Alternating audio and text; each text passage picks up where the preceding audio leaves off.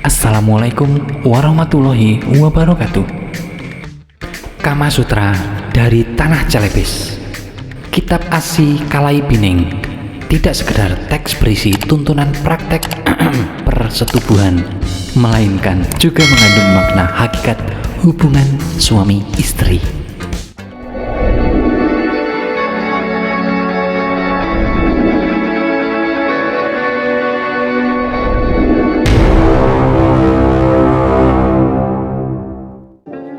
Ada anggapan peradaban yang memiliki aksara kuno biasanya memiliki manuskrip tentang seks, seperti bangsa India yang memiliki kitab Kama Sutra, bangsa Arab memiliki kitab Qurratul Uyun, bangsa Romawi memiliki literatur Amatoria atau The Art of Love, sedangkan di Jawa ada kitab Serat Centini.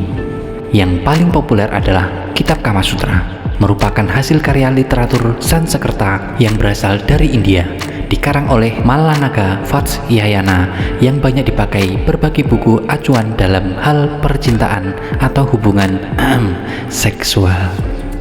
Sedangkan Serat Centini merupakan salah satu karya sastra terbesar dalam kasusastraan Jawa. Serat Centini menghimpun segala macam ilmu pengetahuan dan kebudayaan Jawa, termasuk percintaan atau hubungan seksual, agar tak punah dan tetap lestari sepanjang waktu. Selain beberapa manuskrip di atas, terdapat pula manuskrip serupa yang berasal dari bumi Sulawesi. Manuskrip itu disebut sebagai Kitab Asi Kalai Pining. Manuskrip buku berbahasa Bugis ini tidak jauh-jauh dari pembahasan hubungan seksual manusia dari yang paling dasar hingga tata cara berhubungan suami istri ala Bugis. Kitab Asi Kalai Pining tidak sekedar teks berisi tuntunan praktek persetubuhan, melainkan juga mengandung makna hakikat hubungan suami istri, bukan sekedar hubungan biologis semata, tetapi juga berdimensi psikologis, sosial, dan spiritual. Asi Kalai Pining secara harfiah gabungan dua kata dalam bahasa Bugis. Lai berarti laki-laki dan Pining atau Beni berarti perempuan. Data yang tercantum diketahui teks Lontara Asi Kalai Pining dalam katalog induk naskah-naskah Nusantara Sulawesi Selatan. Naskah Bugis berasal dari Luwuk milik Nira Ambekna Baso yang ditulis di abad ke-18. Mukhlis Hadrawi, salah seorang filolog asal Makassar, adalah orang yang berjasa dalam membukukan manuskrip kuno ini. Catatan ini berasal dari manuskrip atau Lontara Bugis Makassar. Semua dilakukan demi mengetahui bagaimana orang-orang dahulu memandang seksualitas. Dalam bukunya Asi Kalai Pining, Kitab Persetubuhan Bugis merupakan sebuah penelitian tesisnya di Universitas Indonesia.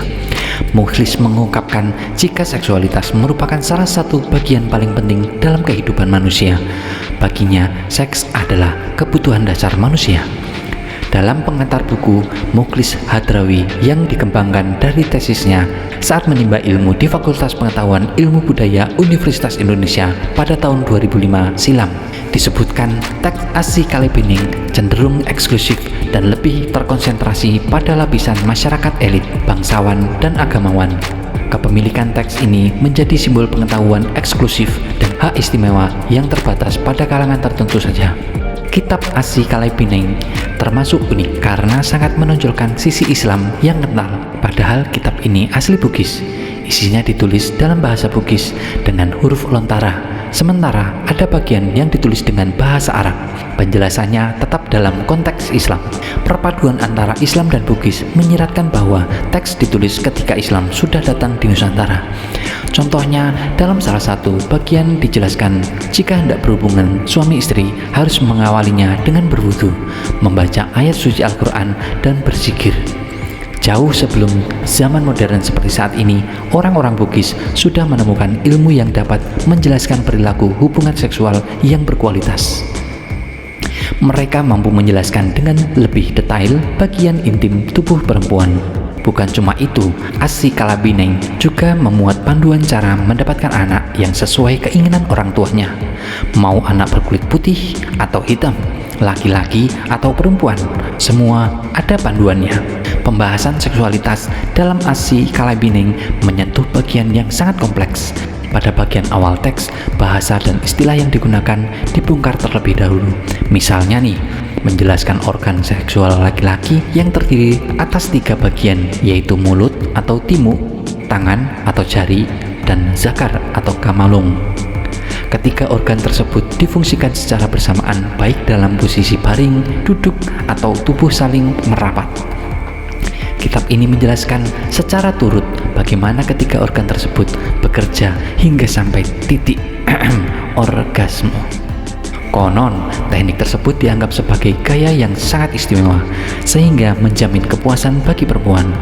Kaum Hawa mungkin akan menyukai kitab ini karena di dalamnya memuat adab-adab condong ke perempuan. Misalnya, suami tidak seharusnya memaksakan kehendak pada istri, tidak membangunkan istri hanya untuk melayani berhubungan badan. Ketika istri sedang lelah, tidak memunggungi atau pindah kamar usai bercinta dengan istri, dan masih banyak hal yang lainnya. Tujuannya agar sang istri tidak merasa hanya dijadikan alat pemuas nafsu. Anda tertarik dengan buku ini? Mungkin boleh dicoba cari di toko-toko buku terdekat, yakni karangan Kanda Mukhlis Hadrawi.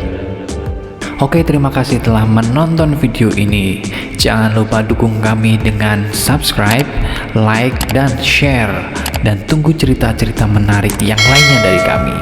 Pantengin terus channel ini ya. Terima kasih. Wassalamualaikum warahmatullahi wabarakatuh.